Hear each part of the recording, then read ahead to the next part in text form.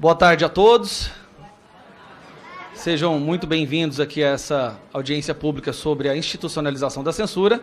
E a primeira vez que eu presido uma audiência pública, eu fico muito feliz. Essa reunião de audiência pública da Comissão de Comunicação, que tem como objetivo discutir a institucionalização da censura no Brasil.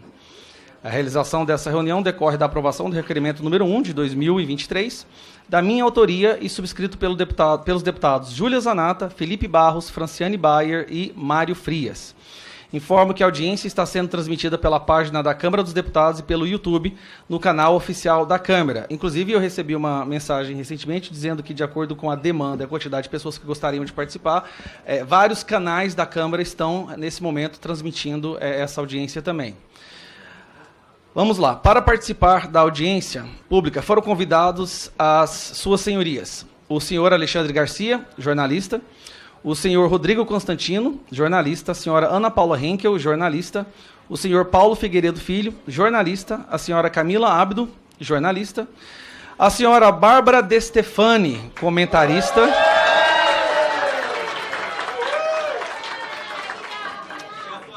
parece que o pessoal conhece a Bárbara aqui; a senhora Zoe Martins, comunicadora; o senhor Hugo Rodrigues, diretor de políticas públicas para a América Latina da empresa Twitter; a senhora Kaliane Kalash, gerente de políticas públicas da empresa Meta; e a senhora Roberta Rios, gerente de políticas públicas e relações governamentais da empresa Google. Muito obrigado, deputado Gustavo Gaia, os demais presentes. Parabéns aí, deputado, está falando sobre ser um deputado de primeiro mandato, mas é um deputado que está mais ativo que muita gente que está aí há muito tempo. Então, eu falo aí em nome de vários brasileiros, não sou do seu estado, mas pode ter certeza que está representando muita gente no povo brasileiro aí nesse momento que se sente calada, se sente censurada. Eu acho que o meu exemplo é um exemplo um pouco simbólico, porque eu vivo entre dois mundos, né? Eu vivo como brasileiro entre o Brasil e os Estados Unidos. E os Estados Unidos são o berço do que nós entendemos hoje como liberdade de expressão. E durante muito tempo na humanidade as pessoas não reconheciam esse direito à liberdade de expressão. Isso foi quase que uma invenção aqui dos Estados Unidos, quando no final do século XVIII, 1791, eles fizeram a Carta dos Direitos, o Bill of Rights, aqui a primeira emenda da Constituição americana, que é aquela que fala que o governo não vai criar leis restringindo a liberdade de expressão, né? O governo não vai criar leis restringindo a liberdade de expressão. O texto ainda, para ser mais preciso, fala o Congresso não vai criar leis, porque naquela época só o Congresso criava leis, mas o espírito era dizer que o governo não vai criar nenhuma lei restringindo a liberdade de expressão. Foi a primeira coisa que eles acharam que valia a pena adicionar à Constituição americana. E daí você tem que pensar e falar assim, poxa, é diferente do texto da Constituição brasileira, né? A Constituição brasileira fala, no seu artigo 5º, que todos têm o direito à liberdade de expressão. E a Constituição americana fala que o governo não vai violar o direito das pessoas, não vai criar leis restringindo a liberdade de expressão. E por trás dessa história existem duas visões um pouco distintas sobre a liberdade de expressão. Reparem, a Constituição americana ela é feita de uma forma onde os direitos eles são dados a você pelo seu criador.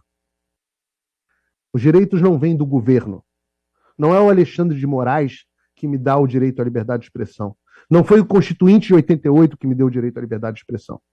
Como eu fui criado à imagem e semelhança do meu Criador, eu nasci com certos direitos inalienáveis. Isso está escrito expressamente na Declaração de Independência dos Estados Unidos. Então não precisa o governo me dizer na Constituição que eu tenho direito à liberdade de expressão. Esse direito é dado por Deus. E por ser um direito dado por Deus, não existe a menor possibilidade de tirano algum me calar, exceto com um tiro na minha nuca. Pode caçar meu passaporte, pode me multar, pode fazer o que tiver que fazer, para me calar só com um tiro na nuca. Tem que fazer do jeito... A ideologia é a mesma do Partido Comunista Chinês, é a mesma da União Soviética, é a mesma do Fidel Castro, é a mesma ideia. Se quiser implementar a ideia, não vai ser com censura nas redes sociais, não vai ser caçando passaporte, porque eu vou continuar falando. Porque eu entendo que esse direito vem de Deus. Aqueles que acreditam que o direito vem do Estado, vem de algumas regras, eles podiam até entender que no Ocidente formou-se um consenso que veio até pouco tempo de que as pessoas tinham mesmo direito à liberdade de expressão. Né? Logo após a Segunda Guerra Mundial, quando os últimos dessa laia tiveram alguma força no mundo, né? Logo depois da Segunda Guerra Mundial, quando esses verdadeiros fascistas tiveram no poder, fizeram, as Nações Unidas fez a tal da Carta, Declaração Universal dos Direitos Humanos das Nações Unidas, 1948. E aí está lá. Né? Todo indivíduo tem o direito à liberdade de opinião e de expressão. Esse direito inclui a liberdade de, sem interferência, ter opiniões, de procurar e receber e transmitir informações e ideias através de quaisquer meios, independente de fronteiras.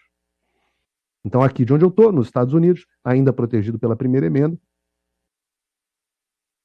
protegido pela Carta, pela Declaração de Direitos Humanos das Nações Unidas, vou continuar transmitindo informações e ideias através de quaisquer meios, independente das fronteiras. Quem não gostou, manda me prender, manda dar tiro na minha nuca, manda fazer o que tiver que fazer. Quando eu vejo uma sentença vergonhosa, como eu vi ontem, do ministro Alexandre de Moraes, dizendo, ele escreve em negrito, ao mandar suspender o Telegram no Brasil, ao tomar uma medida que é digna do Partido Comunista Chinês. Escreve, liberdade de expressão é liberdade de agressão. Liberdade de expressão não é liberdade de destruição da democracia, das instituições e da dignidade e honra alheia. Liberdade de expressão não é liberdade de propagação de discursos de ódios e preconceituosos. Onde é que está escrito isso? Está escrito na sentença do Alexandre de Moraes. Uma outra ministra, outro dia, feliz da vida, dizendo, não, a liberdade não é um direito, é um sentimento. Essas são as pessoas que deveriam estar sentadas nas cadeiras protegendo as nossas liberdades constitucionais. Essas são as pessoas que deveriam estar fazendo isso. Agora, a gente precisa entender que em algum momento a coisa começou a mudar no mundo. Em algum momento esse consenso de que os seres humanos eram livres e deveriam expressar suas opiniões livremente, que vem pelo menos depois da segunda metade do século XX, mas nos Estados Unidos no final do século XVIII, esse sentimento que contaminou o Ocidente, recentemente, um outro sentimento começou a contaminar o Ocidente, que era o de que, talvez nós tenhamos alguma oportunidade de calar os nossos opositores. Veja, até 2000 eu vou traçar aqui 2016, e vou dizer mais precisamente em 2018, não existia essa ideia de discurso de ódio. Não existia suspensão de pessoas das redes sociais. Não existia essa coisa de que nós precisamos regular a internet. Por que não existia? Porque a esquerda dominava. Em 2008, o próprio Barack Obama disse em 2014, numa entrevista na BBC, ele falou assim, o que fizemos em 2008 foi entender que as redes sociais são a nova praça pública. Ou seja, as redes sociais são onde as pessoas discutem os temas. E assim como você não amordaça ninguém e proíbe a pessoa de falar dentro de uma praça pública, você não pode fazer a mesma coisa nas redes sociais. E o Obama falou isso porque ele foi eleito graças às redes sociais. E se vocês forem buscar até 2017, na verdade, mais precisamente até 2018, as pessoas não falavam em censurar a rede social. Você pega, mesmo no Brasil, né, o inquérito do fim do mundo, o inquérito das fake news, esse inquérito que aparentemente eu estou dentro, esse monstrengo jurídico, que eu volto a dizer é digno de uma ditadura distópica, esse inquérito é de março de 2019. Antes disso não existia fake news no Brasil. Não existia no mundo. Não existia discurso de ódio, não existia bloqueio de rede social. Eu tive o trabalho de pesquisar para o livro que eu estou escrevendo as menções de políticos do Partido Democrata a respeito de censura nas redes sociais. Quando que eles começaram a defender isso? E eu digo para vocês, a primeira vez que isso apareceu foi depois de 17 de março de 2018, quando o New York Times publicou um artigo chamado Como os consultores do Trump se aproveitaram dos dados de milhões de pessoas. Né? O artigo é How Trump Consultants Exploited the Facebook Data of Millions. E o artigo descreveu como é que a Cambridge Analytica, né, conseguiu coletar informações de pessoas através das redes sociais, etc. E a matéria foi quase que imediatamente, quase que de forma coordenada, repercutida no The Guardian, CNN, BBC, NBC, The New York Post, Bloomberg, todo mundo replicou essa matéria. No mesmo mês, pesquisem, março de 2018, você começa a ter políticos do Partido Democrata defendendo a regulação das redes sociais, políticos no Brasil defendendo a regulação das redes sociais, políticos na Europa defendendo a regulação das redes sociais, quase que num passe de mágica. Não existe globalismo, não. Fica tranquilo que globalismo é invenção da direita maluca.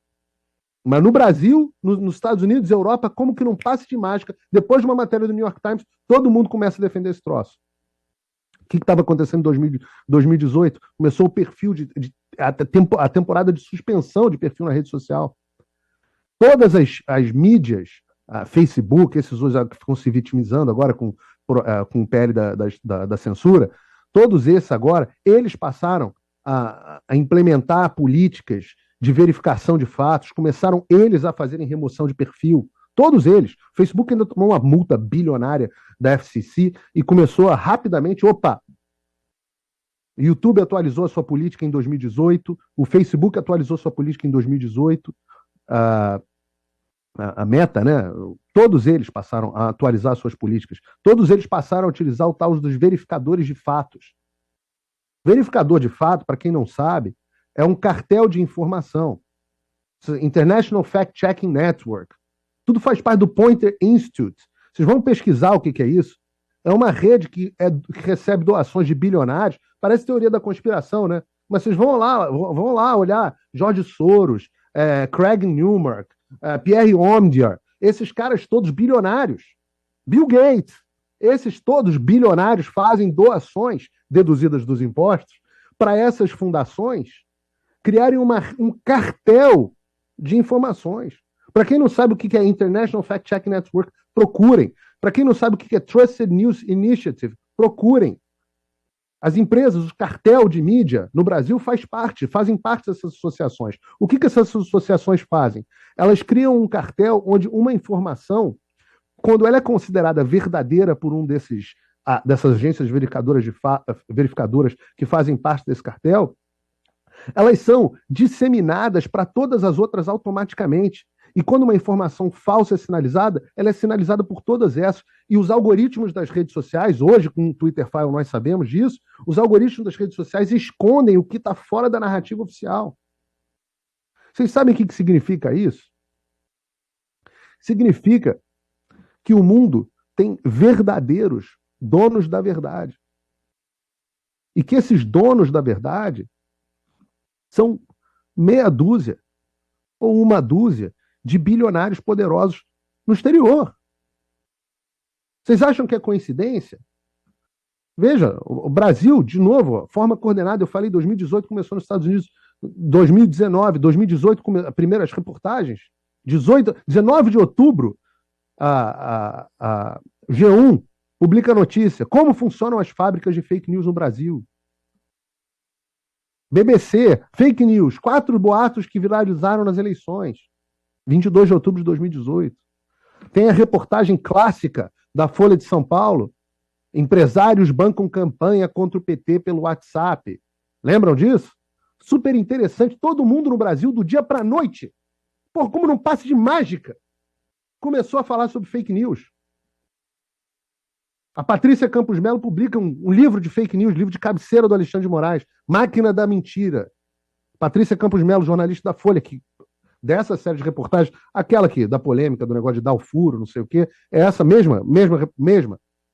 que justamente nesse assunto que surgiu essa polêmica. Vocês lembram aquela palhaçada toda aí no Congresso? Relatório do Luciano Ayan, tudo de forma coordenada, até culmina no inquérito das fake news.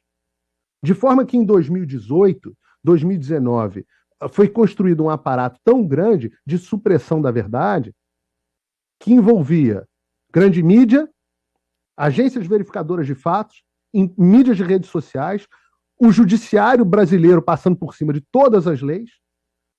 E, infelizmente, o Congresso se acovardou. Infelizmente, o Congresso se acovardou. O próprio presidente Bolsonaro demorou para reagir de forma... Talvez não tivesse anticorpos, se me permitem a metáfora, com o vírus, talvez não tivesse anticorpos o suficiente para reagir a essa verdadeira orquestração para que um grupo político com uma determinada ideologia silenciasse os seus opositores. Nenhuma dessas pessoas tem nenhuma preocupação com fake news. Nenhuma. Fake news é o que é cometido pela Globo todos os dias. Fake news é o que é cometido pelo Estadão. Peguem a pandemia, tudo que era proibido ser dito se provou verdadeiro. E onde estão as pessoas para serem responsabilizadas? O vírus que não podia dizer que veio da China, veio da China. Veio do laboratório chinês. A vacina que causava riscos, etc., causava mesmo, tinha mesmo riscos à saúde, não era uma vacina perfeita. Lockdown não funcionava para nada, exceto para destruição econômica. Máscaras não funcionavam e causavam danos graves à educação infantil. Tirar as crianças da escola causava danos irreversíveis à educação das escolas, da educação das crianças. Quantas coisas que não eram proibidas falar, quantas reputações não foram arruinadas. Esses mesmos palhaços que protagonistas da CPI do circo, que nesse momento deveriam estar, esses sim, sendo responsabilizados, esses mesmos palhaços agora querem ser protagonistas numa próxima CPI. E por que isso persiste? Porque existe um consórcio em conluio com agentes de Estado do Brasil, cúmplices, atendendo interesses que não são os interesses do povo brasileiro. A nossa nação tem, desde a sua primeira Constituição, desde a Constituição do Império, algum tipo de cláusula protegendo a liberdade de expressão. Desde o Império. A famigerada Constituição de 67 também tinha uma cláusula que protegia a liberdade de expressão. E a nossa Constituição Cidadã de 88 é expressa na proteção da liberdade de expressão e da liberdade de imprensa. No entanto, neste momento, é importante que todos no Brasil entendam que nós não vivemos mais dentro de uma ordem democrática. A partir do momento que nós entendermos que não vivemos mais dentro de uma ordem democrática, aí nós vamos poder reagir de forma pacífica, ordeira, mas vamos começar a reagir. Oi, tudo bem? Essa altura você já deve estar sabendo que censuraram e desmonetizaram todas as minhas redes sociais no Brasil, além de bloquearem minhas contas bancárias e até cancelarem meu passaporte. Então, se você gosta do meu trabalho e acha que vale a pena apoiá-lo para que ele continue, eu te convido para clicar no link aqui embaixo e acessar o meu Locals. Lá você tem acesso de graça a todas as minhas postagens, sem censura, mas também tem conteúdo exclusivo para membros pagos. E membros premium podem, inclusive, trocar mensagens comigo, além de outros benefícios. Dê voz a quem te dá voz, que a gente não vai parar. Obrigado.